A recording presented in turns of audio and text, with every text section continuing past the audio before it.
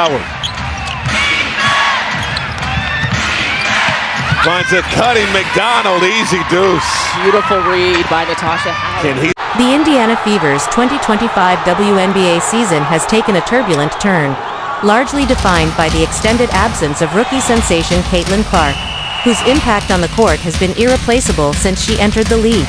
In a league where offensive spacing, playmaking, fluidity, and strategic manipulation of defensive schemes dictate outcomes, losing a player like Clark, who brings not just elite shooting but a gravitational pull that forces defenses to stretch unnaturally, has deeply altered Indiana's game. Aliyah Boston, the talented forward now in her sophomore season and rapidly becoming a cornerstone of the franchise, recently spoke candidly about these changes in the debut episode of her podcast Post Move, co-hosted with WNBA legend Candace Parker. Boston's words offered rare insight not just into how the team is coping without their superstar guard, but how their entire basketball identity has had to adapt.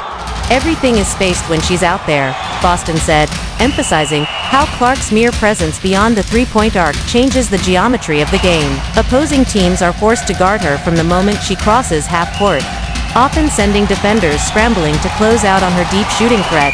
That kind of attention inevitably creates space-driving lanes for slashing guards, open corners for shooters, and cleaner angles for entry passes into the post. But with Clark sidelined by a nagging groin injury that has kept her out of more than half the season so far, the Fever have been forced to reinvent themselves without their most dynamic offensive engine. The floor, Boston notes, closes up a bit in Clark's absence, as defenders collapse more tightly into the paint and hedge off shooters with less fear of being punished by 30-foot daggers. As a result, Indiana's offense has become more congested, more methodical, and far less reliant on quick strike opportunities. Clark's shooting, already among the deepest and most feared in the league, created an instant gravity. As Boston put it, that made defenses stretch to unnatural limits. This ripple effect wasn't just about Clark putting up shots. It was about how her deep range unlocked the court for everyone else. With defenders glued to her every move, players like Kelsey Mitchell and Aliyah Boston had cleaner looks and more space to operate. Boston could post up without immediate double teams, and Mitchell could attack a defense that was already shifting out of position. Now, without Clark as a decoy or a flamethrower from range, the Fever are finding themselves having to run more complex offensive sets, relying heavily on timing, patience, and trust in ball movement. It's a different brand of basketball, one that requires contributions from everyone on the floor, not just in terms of points, but also in commitment to offensive structure and execution. The Fever have begun leaning more on secondary creators, with Mitchell taking on a heavier load. Her scoring average has surged past 20 points per game, a testament to both her individual talent and the team's reliance on her as a go-to bucket. Sophie Cunningham has also stepped up in a major way, becoming a consistent perimeter threat and stretching defenses just enough to open up slivers of space. But these adjustments haven't come without growing pains.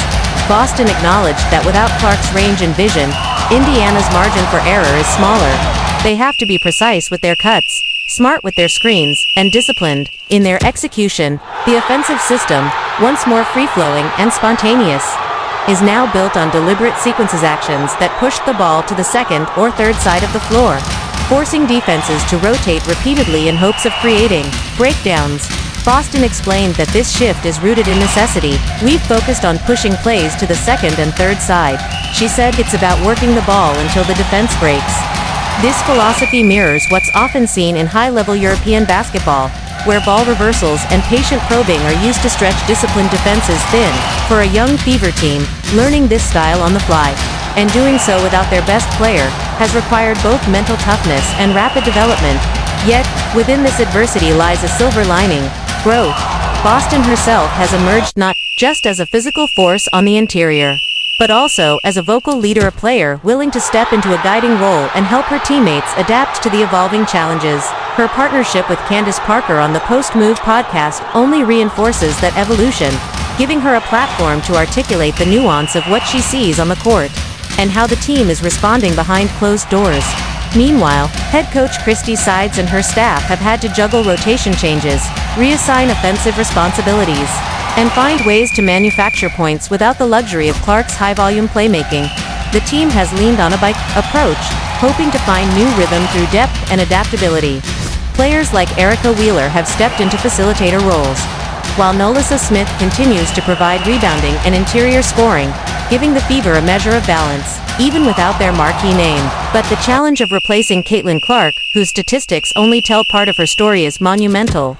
She was averaging 18, 2 points, 8-9 assists, 5 rebounds, and 1-2 steals before being sidelined. Yet beyond the numbers, it's her feel for the game, her poise in big moments, and her court vision that elevated Indiana's offense to one of the more promising young units in the league. Without her, it's not just about missing shots, it's about missing the connective tissue that made those shots possible in the first place. And while Boston, Mitchell, and Cunningham are doing all they can to keep the ship afloat, there's an undeniable void left by Clark's absence. Still, Boston remains optimistic. Her commentary suggests a belief that the struggle will make the team stronger in the long run. "It's been a group effort," she said, pointing out the team's growing chemistry and willingness to trust one another. If there's one thing the Fever are learning this season, it's how to win under duress, how to compete when the odds are tilted, how to stay together even when the system they built was designed around a player who currently can't suit up. Boston's growth as both a player and leader is central to that effort. Her maturity and basketball IQ are shining through, both on the hardwood and through the microphone. In her podcast conversation with Parker, the tone was both reflective and analytical to veterans of the post, sharing the grind of adjusting systems and reading defensive schemes. Boston isn't just filling a gap, she's evolving in real time, becoming the kind of voice every young franchise needs during transitional periods. And even if Clark doesn't return soon, this version of the Fever is proving it can find new ways to fight. There's no official timeline for Clark's return, and the team is treating her injury with long-term caution. After returning quickly from previous ailments, including a left quad and left groin injury earlier this season, the organization is now taking a more measured approach. Boston praised that shift in perspective, noting that giving Clark space to fully heal is ultimately the best move for both player and team. Until then, the Fever will continue to experiment. More motion sets, more off-ball screens, more dribble actions built around Mitchell's penetration and Cunningham's shooting. The pieces are still there, just arranged differently. And while the highlight reel moments might be fewer, the lessons learned could pay off when the team is whole again.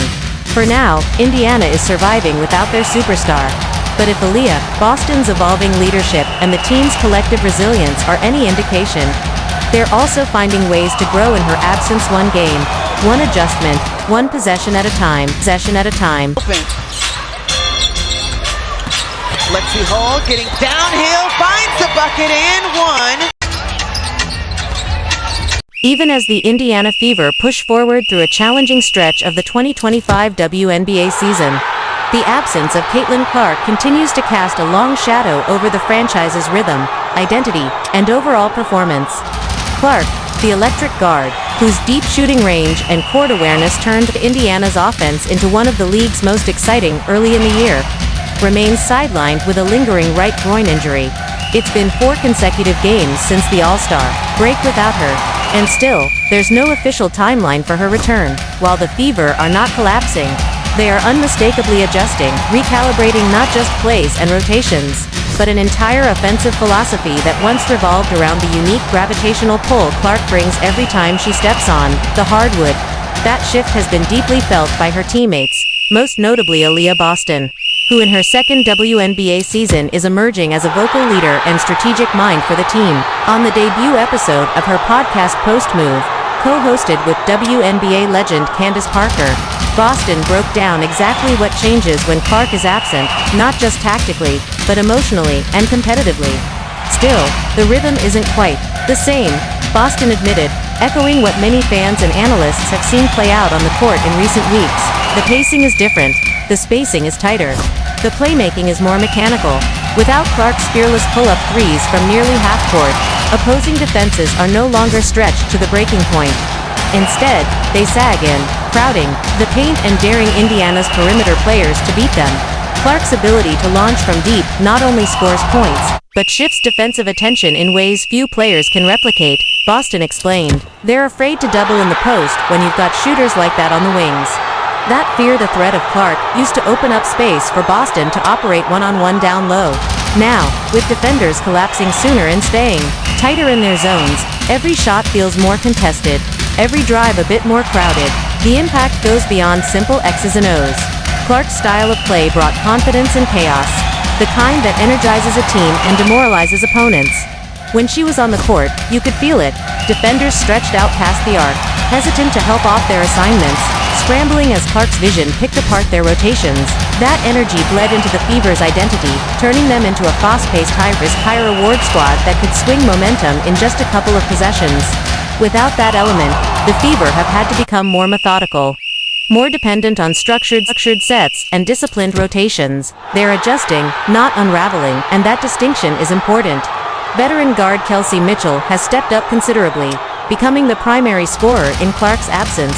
Averaging over 20 points per game, Mitchell has taken on more playmaking duties, initiating offense and drawing defenders into kick-out to open shooters like Sophie Cunningham, who has quietly become a reliable threat from beyond the arc.